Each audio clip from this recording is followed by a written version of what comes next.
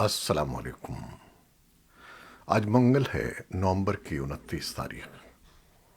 پاکستان میں سر شام کے 7، بھارت میں 7:30، اور یہاں ہمارے اسٹوڈیوز کی گھڑیوں میں صبح کے 9 بج رہے ہیں۔ وائس آف امریکہ واشنگٹن کی اردو سروس سے میں ہوں خالد حمید، خبروں کے ایک بلٹن کے ساتھ۔ پاک فوج کے نئے سربراہ جنرل عاصم منیر نے فوج کی کمان سنبھال لی ہے، جس کے بعد وہ پاک فوج کے 17ویں سربراہ بن گئے ہیں۔ تبدیلی کمان کی تقریب جی ایچ کیو میں ہوئی، جس کے آغاز پر ریٹائر ہونے والے سپہ سالار جنرل قمر جاوید باجوہ اور نئے army chief general Asim Munir نے سب سے پہلے یادگار شہداء پر حاضری دی، پھول چڑھائے اور فاتحہ خوانی کی۔ تقریب کا آغاز تلاوت کلام پاک سے ہوا، جس کے بعد سابق آرمی چیف نے خطاب کیا۔ سبکدوش ہونے والے army chief general Qamar Javed Bajwa نے پاک فوج کی کمان جنرل عاصم منیر کے حوالے کی۔ جنرل عاصم منیر کو 24 نومبر کو چیف آف آرمی اسٹاف اور دوسرے senior most lieutenant general Sahir Shamshad Mirza کو chairman joint chiefs of staff committee کے عہدے پر ترقی دی گئی تھی۔ کالعدم شدت پسند تنظیم تحریک طالبان پاکستان نے حکومت کے ساتھ مئی کے اوائل میں ہونے والے جنگ بندی کے معاہدے کے خاتمے کا اعلان کرتے ہوئے اپنے جنگجوؤں کو ملک بھر میں پرتشدد کارروائیاں شروع کرنے کی ہدایت کی ہے۔ کالعدم تنظیم نے سوموار کے روز جاری کردہ اعلان میں جنگ بندی معاہدے کے خاتمے کے اعلان کے لیے حکومت اور سیکیورٹی فورسز کو مورد الزام ٹھہرایا اور سیکیورٹی فورسز پر شدت پسند تنظیم سے منسلک افراد کے خلاف کارروائی کے الزامات لگائے۔ حکومت اور سیکیورٹی اداروں کی جانب سے کالعدم تنظیم کے اس فیصلے پر کسی قسم کا رد عمل ابھی تک سامنے نہیں آیا ہے، مگر تجزیہ کار جنگ معاہدے کے خاتمے پر ملک بھر میں، خاص کر خیبر پختونخوا میں تشدد کے واقعات میں اضافے کے خدشات کا اظہار کر رہے ہیں۔ اینٹی کرپشن اسٹیبلشمنٹ سندھ نے سکھر سے حیدرآباد 300 کلومیٹر طویل موٹر وے کی تعمیر کے منصوبے میں اربوں روپے کے گھپلے کا انکشاف کیا ہے، جس میں مبینہ طور پر 2.5 ارب روپے سے زائد کا غبن شامل ہے۔ اینٹی کرپشن اسٹیبلشمنٹ نے اس کیس میں کرپشن کے الزام میں ڈپٹی کمشنر مٹیاری عدنان رشید سمیت 2 سرکاری افسران کو گرفتار کر لیا ہے، جبکہ اسی کیس میں بینک اکاؤنٹ سے غیر قانونی طور پر رقم منہا کرنے کے الزام میں 3 بینک ملازمین کو بھی گرفتار کیا گیا ہے۔ فیڈرل انویسٹیگیشن ایجنسی نے بھی اس معاملے کی تحقیقات شروع کر دی ہیں۔ پاکستان کی خارجہ امور کے لیے وزیر مملکت حنا ربانی کھر کی قیادت میں ایک وفد منگل کو طالبان حکام کے ساتھ سلامتی اور تجارتی امور پر بات چیت کے لیے کابل پہنچا۔ پاکستان کی وزارت خارجہ نے پیر کو ایک بیان میں کہا کہ حنا ربانی کھر اپنے ایک روزہ دورے کابل کے دوران طالبان کے وزیر خارجہ اور وزیر اعظم سے ملاقات کریں گی۔ پاکستان کی وزارت خارجہ نے ایک بیان میں کہا کہ وفد افغان فریق کے ساتھ سیاسی بات چیت کرے گا، جس میں تعلیم، تجارت اور سرمایہ کاری، رابطہ کاری، عوام سے عوام کے روابط اور علاقائی سیکیورٹی پر توجہ دی جائے گی۔ کھر عبوری افغان حکومت کے وزیر خارجہ امیر خان متقی سے سیاسی مشاورت بھی کریں گی۔ دوشنبے میں 10ویں ہرات سیکیورٹی ڈائیلاگ کا آغاز آج منگل کی صبح ہوا، جس میں امریکہ سمیت مختلف ممالک کے سفارتکاروں، ماہرین تعلیم اور سول سوسائٹی کے کارکنوں نے شرکت کی۔ افغانستان انسٹی ٹیوٹ آف اسٹریٹجک اسٹڈیز یا AISS کانفرنس کی میزبانی کر رہا ہے۔ افغانستان کے لیے دوحہ میں قائم امریکی سفارت خانے کی ناظم الامور کیرن ڈیکر بھی شرکاء میں شامل ہیں۔ انہوں نے ایک ٹویٹ میں کہا کہ ہرات سیکیورٹی ڈائیلاگ سن 2012 سے سالانہ روایت رہی ہے۔ افغانستان، تاجکستان، علاقائی ممالک اور یورپی یونین کے نمائندوں کے ساتھ افغانستان کی صورتحال پر تبادلہ خیال کا موقع ملنا ایک بہت اچھی بات ہے۔ 10ویں ہرات سیکیورٹی ڈائیلاگ کا تھیم جامع سیاسی نظام، آگے بڑھنے کا راستہ ہے۔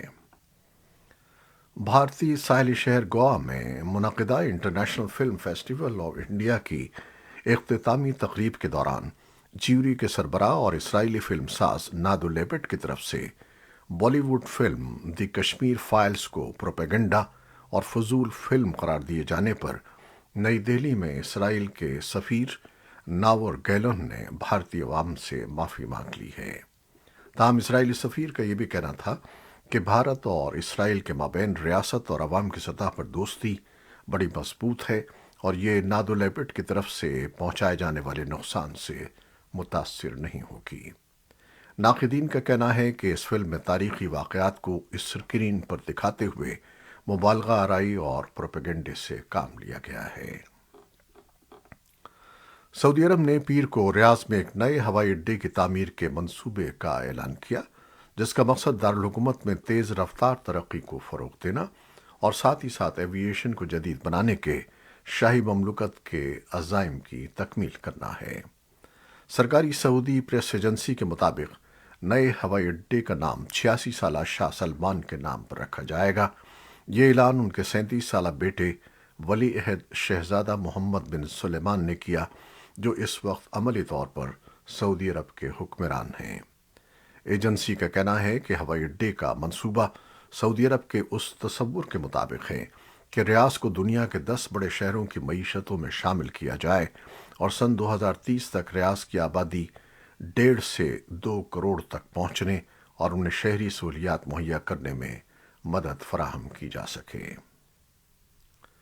अमेरिका के सदर जो बाइडन ने पीर के रोज़ कांग्रेस से मुतालबा किया कि वो मुमकिना रेल हड़ताल को रोकने के लिए मुदाखलत करे। यह हड़ताल 9 दिसंबर से शुरू हो सकती है। सदर ने खबरदार किया कि अगर रेल रोड सर्विस को रोक दिया जाता है, उसके तबाहकुन माशी असरात मुरतब होंगे। बाइडन ने कानून साजों से कहा कि वो सितंबर में ऐलान करदा आर्जी माहदे को बगैर किसी तरमीम या ताख़ीर के अपनाएं। ऐवान की स्पीकर नैन्सी पेलोसी ने कहा कि कानून साज इस हफ्ते तबाहकुन मुल्क की रेल हड़ताल को रोकने के लिए कानून साजी करेंगे, क्योंकि इस हड़ताल से हमारी मईशत रुक जाएगी। कांग्रेस से 400 से ज़्यादा ग्रुपों ने पीर के रोज़ मुतालबा किया कि वो रेल हड़ताल में मुदाखलत करे, क्योंकि इससे खाने और ईंधन की तरसील और मुसाफिरों को अरबों डॉलर का माशी नुकसान पहुंचने का खतरा है। बाइडन ने कहा कि रेल सर्विस बंद होने से हमारी मईशत तबाह हो जाएगी।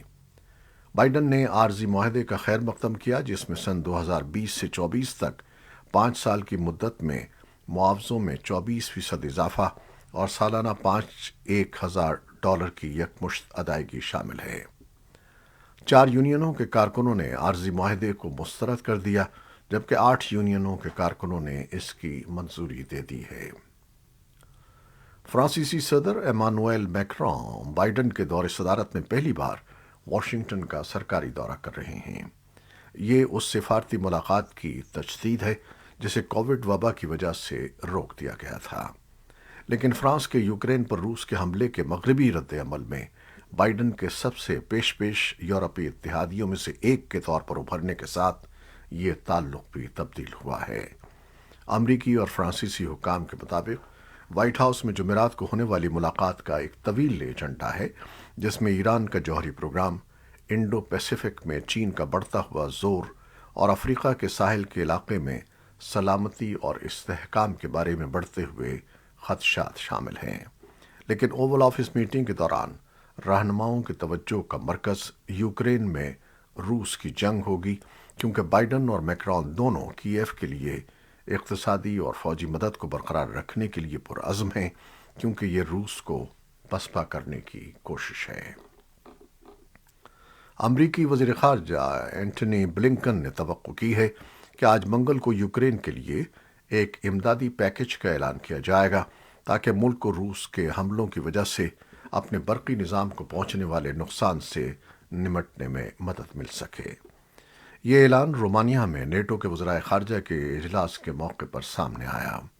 सीनियर अमरीकी हुक्काम ने नामानिगारों को बताया कि ये इमदाद काफ़ी होगी, लेकिन उन्होंने पैकेज के साइज़ और नौयत की तफसील नहीं बताई। तवक्को है कि अमरीका यूक्रेन के दीगर इत्तेहादियों से भी मुतालबा करेगा कि वो यूक्रेन में बिजली की कटौती को रोकने में मदद के लिए مزید اقدامات کریں کیونکہ سرد موسم شروع ہو رہا ہے۔ یوکرین کے صدر ولادیمیر زیلنسکی نے اپنے رات کے ویڈیو خطاب میں کہا کہ روسی افواج نے گزشتہ ایک ہفتے میں یوکرین کے جنوبی کھیرسن علاقے میں 30 بستیوں پر 258 بار گولہ باری کی ہے۔ روسی افواج نے اس ماہ کے شروع میں دریائے دنیپرو کے مغربی کنارے سے پسپائی اختیار کی تھی، لیکن وہ مخالف کنارے کے نئے مقامات سے شہر اور کھیرسن سمیت قصبوں اور دیہاتوں پر گولہ باری کر رہا ہے۔ زیلنسکی نے کہا کہ روسی افواج نے کھیرسن کے شمال مغربی شہر میکولائف کو پانی سپلائی کرنے والے ایک پمپنگ اسٹیشن کو نقصان پہنچایا ہے۔ نیٹو کے سیکرٹری جنرل یانس اسٹالٹنبرگ نے یوکرین کے لیے اتحاد کی حمایت جاری رکھنے کا اعلان کرتے ہوئے کہا کہ ہم پیچھے نہیں ہٹیں گے۔ نیٹو کے وزرائے خارجہ رومانیہ میں 2 روزہ مذاکرات کے لیے جمع ہیں۔ اسٹالٹنبرگ نے منگل کی میٹنگ سے قبل SPNGMF بخارسٹ فورم میں کہا کہ ہم جانتے ہیں کہ زیادہ تر جنگیں مذاکرات کے ذریعے ختم ہوتی ہیں، لیکن مذاکرات کی میز پر جو کچھ ہوتا ہے وہ میدان جنگ میں ہونے والے واقعات سے جڑا ہوتا ہے، لہٰذا پائیدار امن کے لیے حالات پیدا کرنے کے واسطے اس بات کو یقینی بنانا ضروری ہے کہ یوکرین ایک آزاد خود مختار ریاست کے طور پر غالب رہے۔ انہوں نے کہا کہ ہمیں یوکرین کو فوجی مدد فراہم کرنا جاری رکھنا چاہیے۔ امریکی ریاست ہوائی میں پیر کے روز دنیا کا سب سے بڑا فعال آتش فشاں 38 سال بعد دوبارہ پھٹ پڑا۔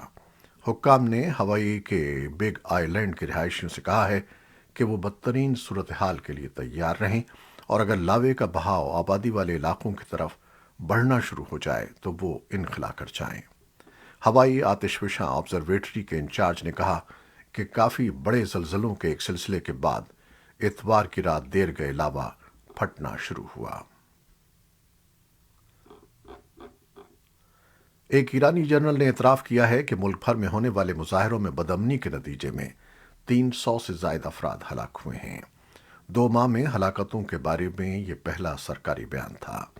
ایران میں انسانی حقوق کے کارکنوں کی طرف سے بتائی گئی تعداد سے یہ تخمینہ کافی کم ہے۔ امریکہ میں مقیم ایک گروپ ستمبر کے وسط میں شروع ہونے والے مظاہروں پر گہری نظر رکھے ہوئے ہے۔ اس کارکن گروپ کا کہنا ہے کہ بدامنی کے آغاز سے اب تک 451 مظاہرین اور سیکیورٹی فورسز کے 60 ارکان ہلاک ہو چکے ہیں، جبکہ 18,000 سے زائد افراد کو حراست میں لیا گیا ہے۔ قطر کے ایک اعلیٰ عہدیدار نے پہلی بار ٹورنامنٹ کی میزبانی کی تیاری میں شامل کارکنوں کی ہلاکتوں کی تعداد 4 اور 500 کے درمیان بتائی ہے۔ یہ اعداد و شمار دوحہ کی طرف سے پیش کردہ کسی بھی تعداد سے کافی زیادہ ہیں۔ قطر کے ڈیلیوری اور لیگیسی سپریم کمیٹی کے سیکرٹری جنرل حسن الشوادی کا یہ بیان برطانوی صحافی پیئرس مورگن کے ساتھ ایک انٹرویو کے دوران کھل کر سامنے آیا ہے۔ اس بیان سے انسانی حقوق کے گروپوں کی طرف سے تنقید کو پھر سے تقویت دینے میں ملزد مل سکتی ہے کہ مشرق وسطیٰ کے پہلے ورلڈ کپ کی میزبانی کی تیاری کرتے ہوئے تارکین وطن مزدوروں کی اموات کی تعداد کتنی ہے۔ ان تارکین وطن نے $200 بلین مالیت کے اسٹیڈیم، میٹرو لائنز اور ٹورنامنٹ کے لیے درکار نئے انفراسٹرکچر کی تعمیر میں حصہ لیا تھا۔ یہ تھیں وہ خبریں جو فیس بک لائیو پر ہم نے آپ کے لیے پیش کی۔ ہماری ویب سائٹ، یوٹیوب اور پوڈ کاسٹ پر یہ بلیٹن آپ کے لیے پوسٹ کر دیا جاتا ہے۔ آپ ہمارے بلیٹن کو شیئر کرتے ہیں اور اپنے کمنٹس میں اپنی محبتوں کا اظہار کرتے ہیں، جس کے لیے ہم آپ کے بہت ممنون ہیں۔ اپنی ان محبتوں اور دعاؤں کا سلسلہ جاری رکھیے گا۔ نیوز ایڈیٹر بہجت جیلانی کے ساتھ خالد حمید کو اب اجازت دیجیے گا۔ اللہ حافظ۔